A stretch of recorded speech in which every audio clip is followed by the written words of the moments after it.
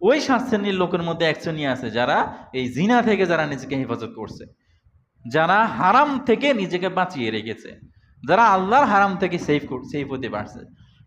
এখন আমাদের জামানায় তো আমরা এগুলো তো আরো পাগল, যে কেউ আমার প্রস্তাব, আমি তো নিজে অলরেডি খুঁজি যে কোনো মাইয়ার সাথে কোনো আগাম রিলেশন করা যায় কিনা, থাকতো প্রস্তাব আসলে প্রস্তাব প্রত্যাখ্যান আরো বহু পরের কথা। আমাদের এই জমানায় আমরা প্রেম প্রীতি নিয়ে এত বেশি ব্যস্ত যে আমার সাথে কেউ করুক এটা আমি চাই, প্রস্তাব প্রত্যাখ্যান বহু পরের কথা। এত মারাত্মক ফিতনার মধ্যে আমরা আছি।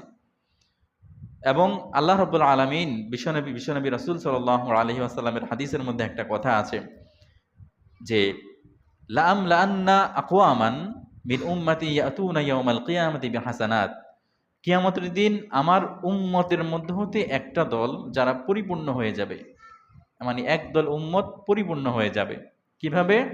বিহাসানাতিন আমসালি জিবালি তিহামাতা, তিহামা নামক বড় একটা পর্বত আছে আরবে, অনেক উঁচু পর্বত। তিহামা নামক উঁচু পর্বতের মতো আমল নিয়ে তারা কিয়ামতের দিন আমার কাছে এসে উপস্থিত হবে। হাদিসটা ভালো করে শুনেন, খুব গুরুত্বপূর্ণ হাদিস, কিন্তু একটু খেয়াল করে শুনেন। আমার কাছে হাদিসটা খুবই গুরুত্বপূর্ণ লাগছে, যখন আমি পড়ছি আমার